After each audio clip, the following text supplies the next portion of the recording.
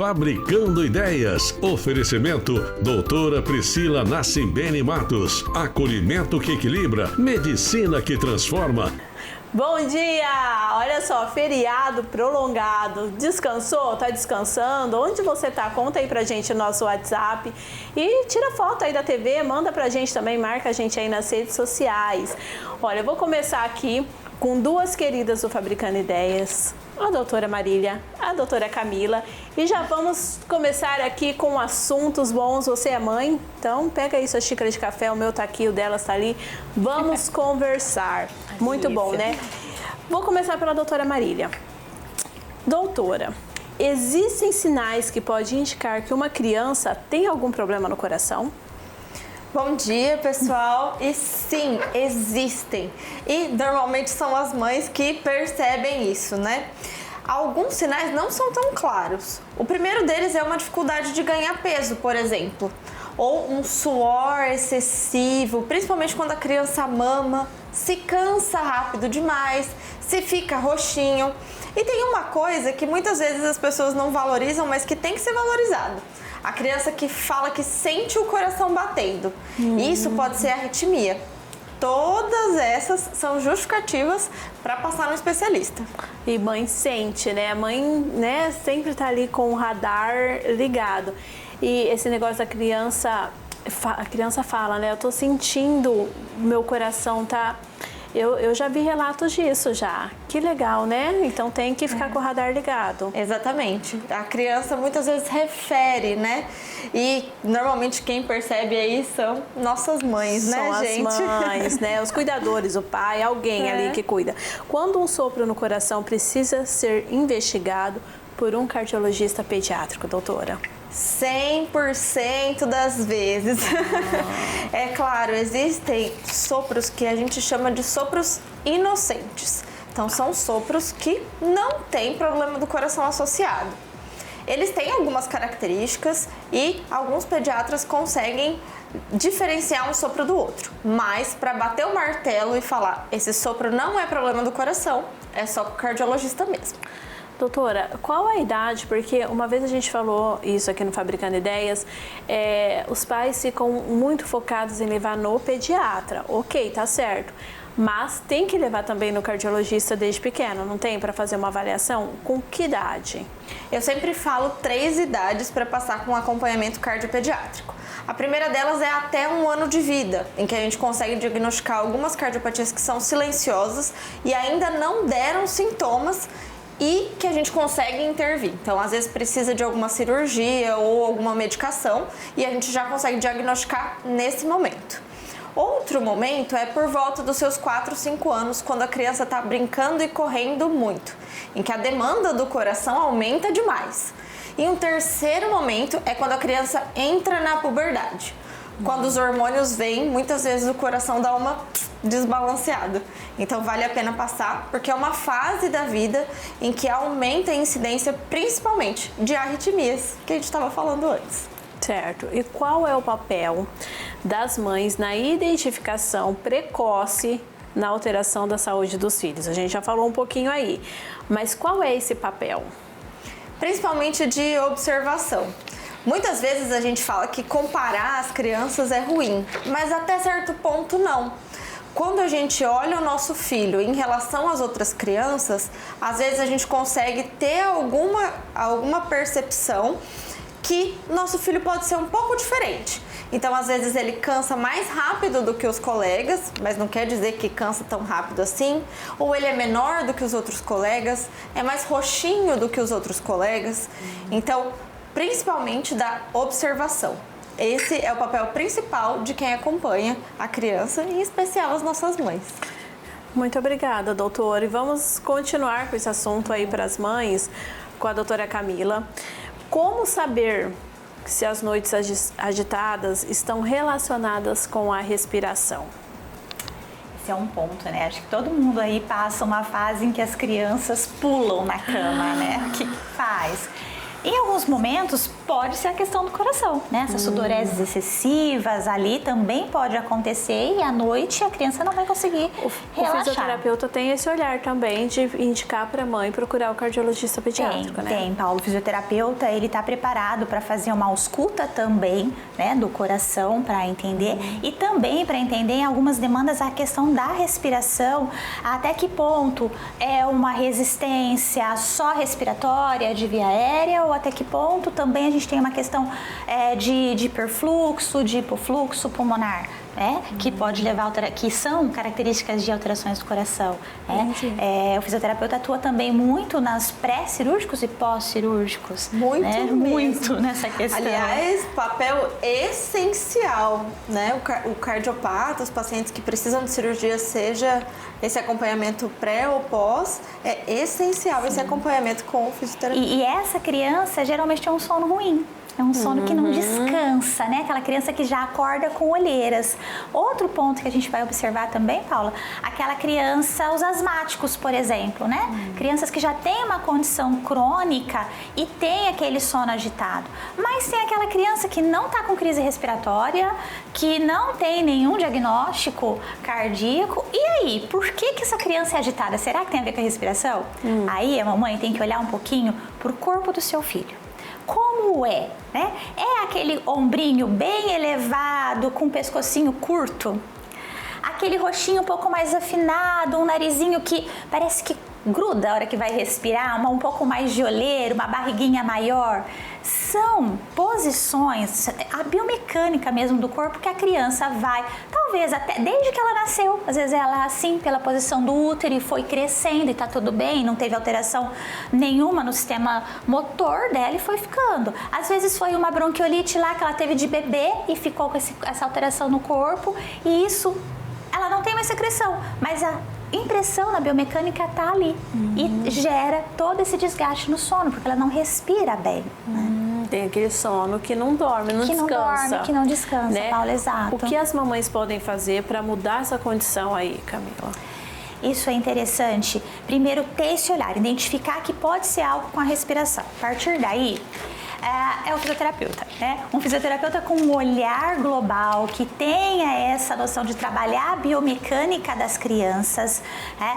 E dar condições para reduzir as tensões desses músculos, melhorar a postura, dar condição para a criança ser inserida em algum esporte. A natação aí é bem-vinda, né? As crianças que já estão na idade de correr, esses funcionais que tem bem indicados, né? A ginástica hoje que também entra na moda, o futebol, né? Tem que esticar o corpo, né? Que você fala sempre que tem que brincar. Então a criança eleva os braços. Então quanto mais a criança esticar, melhor a respiração. Exato, Paulo. É aquele brincar que hoje a gente vê muitas vezes fala para as crianças, brinca, ela brinca o dia inteiro. Olha a casa, tá cheio de brinquedos espalhado pela casa. Só que se você observar um pouquinho, tá sentada. Então tá jogando, tá vendo um pouquinho de tela, tá com as bonecas, tá com o caminhãozinho, mas sentado. Então, para o desenvolvimento do sistema respiratório, do corpo da criança, é muito importante sair. Ir para o playground, ir para a praça, ir para o jardim, para os parques. Estimular os papais, retomar a nossa infância, né? Subir numa árvore, escalar o escorrega, ao contrário, subir a escada, botar o braço lá em cima, ai, tá muito alto e tentar cair. E isso alonga bastante o corpo e desenvolve o sistema respiratório. Saúde. É saúde. Né? Saúde cardiovascular também. A criança tem que se mexer, oxigena tem que ter atividade física. Oxigena o coração, oxigena aí as vias respiratórias, tudo.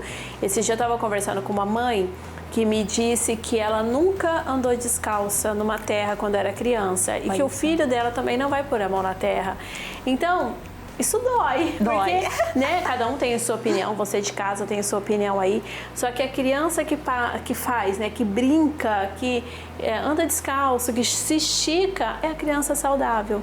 Não é? Tô errada, doutoras? De forma alguma. E, inclusive, é orientado pela Sociedade Brasileira de Pediatria que toda criança faça 60 minutos de atividade física moderada todos os dias. Então, faz todo sentido. Ficar sentado não é uma atividade física moderada. Precisa sair, precisa se esticar, precisa alongar, precisa correr. Seja para respiração, seja para o coração. E é um tipo de brincadeira, né, Paula, que ele não fica só no desenvolvimento. Essas brincadeiras ao ar livre, mesmo em casa, tá chovendo, eu moro no apartamento, não é seguro onde eu tô para ir pra rua. Vira o seu apartamento de ponta cabeça, sabe? Vira o sofá ao contrário, faz uma cabana. Dá trabalho, deixa dar trabalho, gente. É uma idade que não volta, tira foto, guarda. Porque além do desenvolvimento motor da respiração, a gente está criando memórias e desenvolvendo criatividade. Criatividade da criança não desenvolve passando o dedinho na tela. Não é criatividade isso. Exatamente. E causa lá na frente um monte de transtornos. Nós como diz a doutora Érica aqui do programa, né? Traz um monte de transtornos aí piores. Nós somos responsáveis por criar seres humanos. Exatamente. Né? Isso que a gente tem que pensar. Muito obrigada. Foi ótima a participação de vocês hoje. Obrigada. A gente vai tomar um cafezinho aqui, bater um pouquinho de papo. Pega, vai ali, vai no banheiro rapidinho e volta, que eu já volto.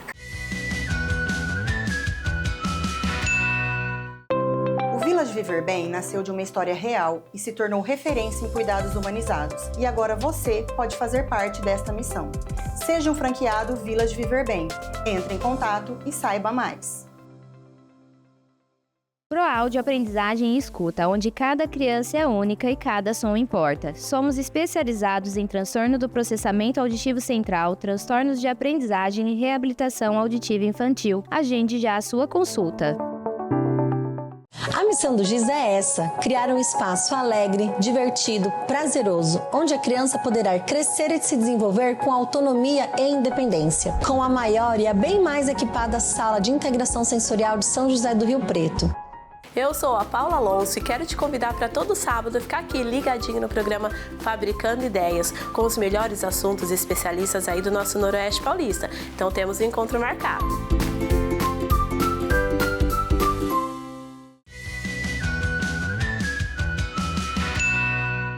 Voltamos para o nosso segundo bloco com a doutora Pri Responde. Olá, Paula. A doutora Pri, as perguntas de vocês, as canetinhas milagrosas, né, doutora? Perguntas muito comuns. Não, e os prefeitos que estão aderindo agora à caneta, todo mundo, olha só. Doutora, vamos lá. Minha prima usou a canetinha emagrecedora por 2 meses. Perdeu bastante peso, mas já ganhou tudo novamente. Essas medicações têm efeito rebote de ganho de peso, doutora? Então vamos lá. Essas medicações, pessoal, são medicações muito, muito boas, que ajudam muito no emagrecimento. Mas o que a gente tem que lembrar é que a obesidade é uma doença crônica. E realmente, se você faz um tratamento para uma doença crônica e pode acontecer de reganhar. Então é igual um diabetes. Se você está tratando diabetes, ele está bem controlado, você para a insulina, o diabetes volta a subir. Então, como a obesidade é uma doença crônica, o que a gente tem que pensar para essas canetinhas é que o paciente tem que ter uma mudança do estilo de vida, tem que mudar a alimentação, mudar os hábitos de vida e usar as injeções, as medicações por longo prazo. Tá. Talvez eu não diga que seja pro resto da vida. Alguns sim, outros não, mas por um longo prazo. Então, só 2 meses, a chance de reganhar em um paciente que não está acompanhando, não está fazendo uma mudança nutricional, não tem um médico junto, a chance de reganhar é imensa. Entendi. E isso a gente não considera um efeito rebote. A gente considera somente um reganho de peso por parar o tratamento. Entendi. Doutora Pri, entrei na menopausa, ó a menopausa de novo, e estou com pré-diabetes. Será que foi a menopausa que alterou a minha glicose? Olha, tem muita relação. A queda do estrogênio, que acontece na menopausa, leva a um aumento da resistência insulínica. E é a insulina que controla a parte do açúcar no nosso sangue. Então, com esse aumento de resistência insulínica, propicia sim um paciente, por exemplo, que já tem uma genética, a aumento do risco de diabetes ou de um pré-diabetes. Uma outra coisa interessante é que na menopausa os pacientes ganham peso, o que também propicia ao aparecimento do diabetes. Então, tudo isso junto realmente aumenta o risco de diabetes. Mas não é a menopausa que causa o diabetes. Ela pode intensificar, piorar o quadro clínico, mas não é ela em si sozinha que causa diabetes. Então, é muito possível ter uma mudança de estilo de vida, em alguns casos usar algumas medicações para conseguir reverter isso. Tá. Doutora Pri, produtos diet são bons para quem quer emagrecer? Então, muita gente pensa que um produto diet, procuram até nos supermercados produtos diets, porque eles acham que o diet tem relação com o emagrecimento, Não né? tem. Não tem. É o diabético, O diet é para o diabético, Tá. exatamente. Então ele tem menos açúcar, mas para ele ficar saboroso, para ele ficar gostoso, eles tiram o açúcar, mas eles colocam algo a mais, que é a gordura. E a gordura, ela é muito mais calórica que o açúcar. Então muitas vezes, por exemplo, um ovo de Páscoa diet, um chocolate diet, tem mais caloria que o normal. E a pergunta que não quer calar? Coca-Cola zero. A Coca Zero, gente, zero calorias. É zero. É mesmo. Podem acreditar. Então, a Coca Zero não aumenta peso. Tem a produção aqui que deu um sorriso tão assim, Uma alegria no coração. Minha produção aqui tá rindo, ali, ó. E a Coca Zero é uma coisa que faz diferença. A Água Coca com normal, gás. água com gás não tem caloria. A Coca Zero não tem caloria. Sprite Zero não tem caloria. Então, sim, prefiram o refrigerante Não zero. pode, mas prefira. Exato, né, não prefiro. pode, mas prefira. Não é uma coisa que você vai tomar todo dia. Sim. Vai ser tipo, vai numa pizzaria, vai sair, Isso, aniversário. eventualmente. Prefira a zero. Entendi, olha só. Até para as crianças. É, né? O certo é não, né, doutora? certo é Mas não. já aqui, né? Então, Se não tiver jeito, prefira a zero. A água com gás dá algum problema de saúde, doutora? Nenhum. Ela é Nenhum, simplesmente uma água mineral que foi adicionado gás. E isso não aumenta risco de celulite, não aumenta risco de cálculo renal, nada. Problema de saúde, não? Nenhum. Ela é igual a Guaraná normal. A água normal. Só que ela é igualzinha à água normal, gaseificada, né? mas gaseificada. Então, assim, pode usar na quantidade que você quiser. Então tá bom. Obrigada, doutora. Obrigada a você, Paula. Olha só a variedade que a Delicasa tem para te oferecer na solução da organização da sua cozinha e da sua despensa. Desde potes herméticos de todos os tipos, de todos os tamanhos, até organizadores de geladeira, organizador para salada, para ovo, para lata. Vou mostrar um pouquinho para vocês. Primeira coisa, você sabe para que serve um pote hermético na sua cozinha? Sabe aqueles bichinhos, aqueles mosquitinhos que ficam voando e contaminando todos os seus grãos, os seus alimentos abertos? Isso aqui é a solução para o seu problema. Pega lá o seu pacote de arroz, de macarrão, de lentilha, de qualquer grão que seja, de chá, coloca aqui dentro, problema resolvido. Deixa a sua cozinha prática, bonita e organizada. A gente tem aqui, que eu quero mostrar para vocês, que eu acho muito bacana, esse organizador para ovos. Tem de vários tamanhos, você tira o ovinho aqui, rola da frente, você ainda usa o espaço de cima, economiza seu espaço. Vem conhecer toda essa variedade que a gente tem para te ajudar. Descomplique sua contabilidade. Com mais de 20 anos de atuação, na Contabicon você tem suporte completo para sua empresa crescer com segurança. Entre em contato e agende a sua visita.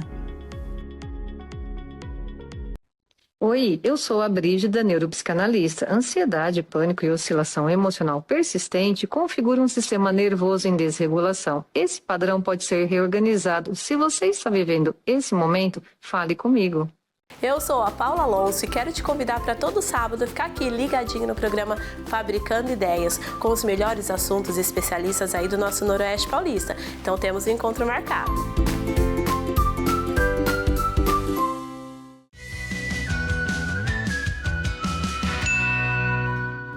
Voltamos para o nosso terceiro bloco e agora a gente vai bater aquele papo gostoso com a doutora Érica. Bom dia! Bom dia, Paula. Vamos lá, né? A criança que fala errado. É normal a criança trocar as letras? Se sim, até que idade? Sim, pergunta recorrente no consultório e aqui no nosso programa, né, Paula? Sim. Sempre vem a pergunta até que idade é normal a criança ter trocas. Então, é normal sim a criança ter algumas trocas, omissões, quando ela é pequenininha. Então, existe uma sequência previsível de aquisição dos fonemas, que segue ali tanto o desenvolvimento neurológico quanto o desenvolvimento motor da criança. Então, tem fonemas, por exemplo, que são mais difíceis de serem articulados, precisam de um planejamento motor. Por exemplo, o tal do R, né? O Rá, do barata, ou dentro do encontro consonantal, quando é o prato. É um sonzinho que ele precisa de um planejamento motor muito mais apurado, então a criança demora um pouquinho mais para adquirir. Então é normal sim que a criança tenha alguns processos fonológicos, que são essas trocas no início do desenvolvimento da fala. Certo. Existe uma idade em que a fala precisa estar totalmente correta e não pode errar mais? Sim. Existe sim. Então a gente espera que a criança finalize a aquisição do seu repertório fonológico ali por volta dos 5 anos e meio, no máximo até os 6 anos de idade. Certo. Então, até essa idade, ela precisa sim adquirir todos os fonemas da sua língua. Mas a gente precisa ter atenção, Paula, por quê? A criança com 3 anos e meio, ela já tem que ter uma fala inteligível, não aquela fala que só o familiar consegue entender. Então, ela precisa ter uma fala que qualquer outra pessoa, mesmo que não tenha convivência com essa criança, consiga compreender. Então, algumas trocas, elas são sim da idade, a gente já espera essas trocas, outras não, e a gente precisa ter atenção a isso. Certo. Quando os pais devem procurar um fonoaudiólogo? Quando a gente diz que sempre que pai, mãe tiver alguma dúvida quanto em relação ao desenvolvimento dessa criança, deve sim procurar um atendimento profissional. Tá. Com relação às trocas na fala. Então, algumas trocas sim são previsíveis, a gente já espera, outras não. Então, se a criança está demorando muito para adquirir alguns fonemas, o fonoaudiólogo ele vai saber se aquilo pode ser, por exemplo, um transtorno fonológico, que a criança tem realmente uma dificuldade muito maior em compreender aquele som e entender aquele som e fazer a aquisição desse som. E a partir de uma avaliação fonoaudiológica que o fonoaudiólogo vai realmente dizer que é o momento da intervenção fonoaudiológica. Então, se a família percebe que essa criança não consegue se comunicar, não consegue ter uma intenção comunicativa, não consegue ter uma fala funcional, as outras pessoas que convivem com a criança não conseguem entender, só quem realmente, às vezes as mães falam, tem poucas trocas, né? Mas quando você vai conversar, é só a mãe que entende, a mãe traduz tudo para todo mundo. Ninguém entende nada. Ninguém entende a comunicação daquela criança. Então, esse é o momento, sim, de procurar o atendimento fonoaudiológico. Por quê? Essas trocas, Paula, elas podem ser realmente do desenvolvimento, fazem parte desse desenvolvimento, mas podem sim se tratar de um transtorno fonológico ou de alguns transtornos motores, que a criança tem uma dificuldade de planejamento motor dessa fala, que é uma dificuldade um pouco maior, ou de outras alterações ali do desenvolvimento, e as trocas elas são só os sinais dessas dificuldades. Pensando que a linguagem oral ela é base para a alfabetização. Então, se essa criança apresenta muitas trocas nesse início do desenvolvimento da fala, da linguagem, ela pode sim apresentar dificuldade depois no processo de aprendizagem escolar, lá na alfabetização. E a gente precisa intervir muito antes, ali quando a criança ainda é pequenininha. Olha só, então fique atenta, né? Atenta aí. Tá vendo que tá demorando um pouquinho, tá tendo que traduzir muito, então já é a hora de procurar um especialista, né? Obrigada, Érica. Paula. Eu vou chamar um recadinho agora da Juliana, da nossa Personal Organizer. Olá! Na minha participação anterior no programa Fabricando Ideias, eu comecei a falar sobre posições de objetos e móveis dentro da nossa casa, que ajudam a mantê-la com um aspecto mais organizado, mas além disso, trazem uma energia melhor para o nosso lar, né? Libera o fluxo da energia que circula dentro da nossa casa. E como gerou muito interesse e não dava para falar tudo numa participação só, é bastante coisa, eu resolvi continuar esse tema aqui com vocês hoje. Então, naquele outro programa, depois vocês dão uma olhadinha lá no YouTube para conferir se vocês perderam, para ver o que eu falei.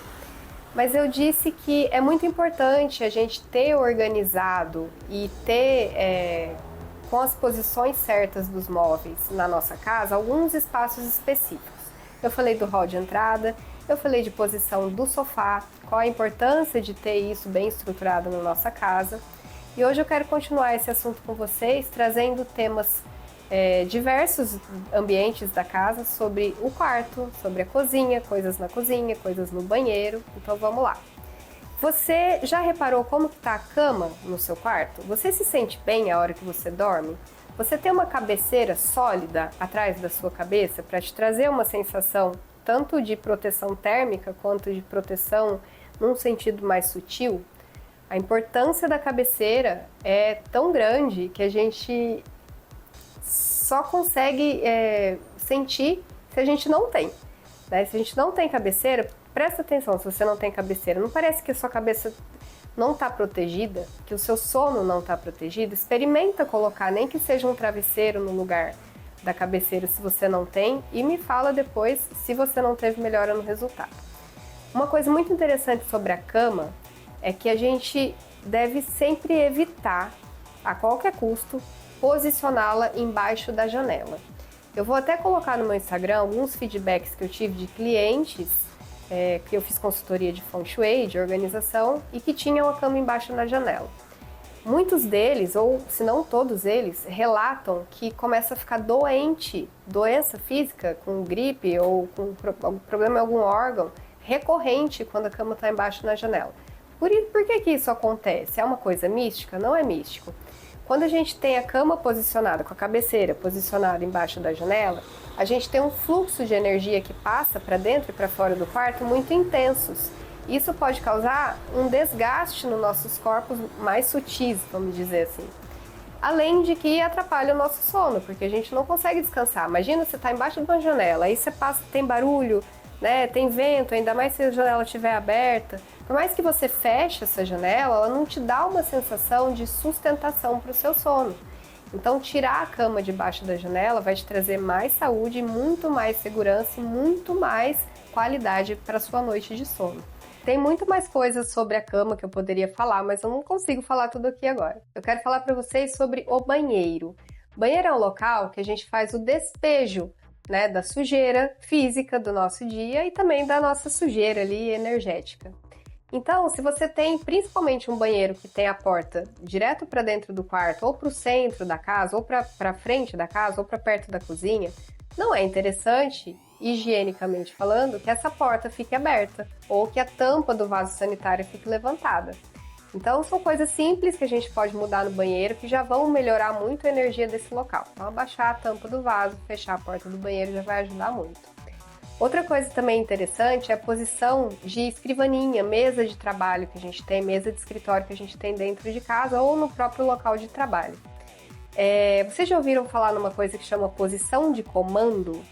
É muito mais interessante que essa mesa fique numa posição do cômodo, que você consegue ver todo o cômodo à sua frente, ver principalmente a porta desse cômodo, do que trabalhar virado para uma parede, sabe? Não é ruim? Você tá ali, você não sente uma sensação de opressão, de cansaço maior quando você tá nessa posição? Então é uma outra coisa que dá para pensar e mudar aí na sua casa. Se você tem mais dúvidas sobre esse assunto, me chama lá no WhatsApp, no Instagram, eu tenho muitas dicas interessantes para falar sobre organização e energia dos ambientes. Obrigada, Ju. E eu vou ficando por aqui. Quero te convidar para ficar comigo lá nas redes sociais, no nosso canal do YouTube. Estamos aqui sábado que vem, 8h30, firme e forte. Até lá. Tchau, tchau.